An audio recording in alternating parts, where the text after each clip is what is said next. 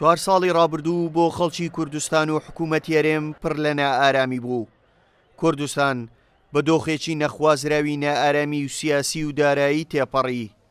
بەڵام بۆ 4 ساڵی داهاتوو خەڵک و حکوومەت و هەموو لایەنەکان دەیانەوێت کوردستان ئارام بێت، چونکە خەڵک لە نائارامی تاقەتی چووە.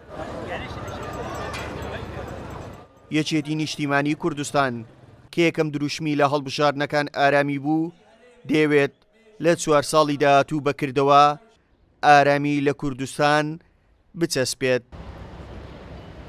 ئارامی دەبێت مەسەلەی پەیوەندی هەیە بە بژێوی ژیانی خەڵک، هەلی کار وە ڕێگەنەدان بۆ دروستبوونی ئەم نەوعە نەهجانەی کە لە ڕێگای لاساری و بەگژاداچوونەوەی دەسەڵات یا سیستێم یا دەستگا ئەمنیەکان دەیەوێ گزارش لە ناڕزاییەکەی خۆی بدە.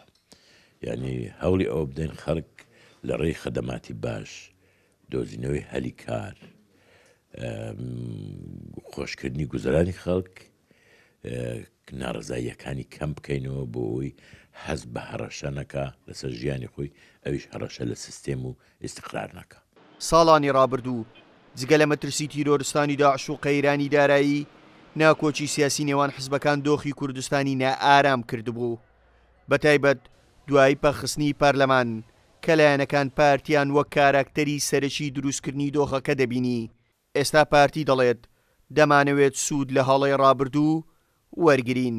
زۆر گرنگە ناکۆچەکانی دوێنێ تێپەڕێنین، سوود لە ئەزمموی تاڵی ڕۆژانی ڕابردوو وەربگرین، لاپەڕەیەکی نوێ لەگەڵ یەکتر هەڵدەینەوە، ئاشتی کۆمەڵایەتی بەرقەرارکەین، حکوومەتێکی بەهێز دروستکەین، هەمووشمان پشتیوانی و حکوومەتە بین، بەیەکەوە شام بدەینە بەرپرسیاریەت و ئیتر پرۆسەی چاکسازی دوانەخەین، هێزەکانی پێشمەرگی کوردستانن یەک خەینەوە ڕێکیان خەینەوە.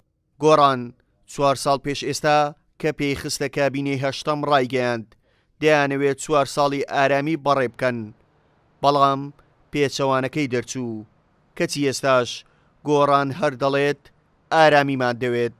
هیوادارین ئەوەی لە دوای 2014 بە تایبەت ڕووی داوە تا ئێستا کە نەهامەتێکی زۆر گەورە بۆ هەوڵەتیانی هەرێمی کوردستان هاتووە، لە داهاتوو ئەم دۆخە تێپەڕێەوە خۆشگوزەرانی جارێکی تر بۆ هەوڵەتیانی هەرێمی کوردستان بگەڕێتەوە.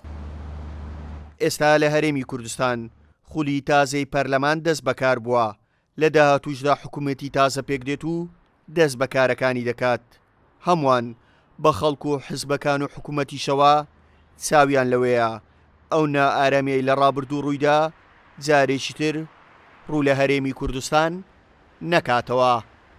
هاوکار عەبدوڕەحمان، کورسات نیوز، هەولێر.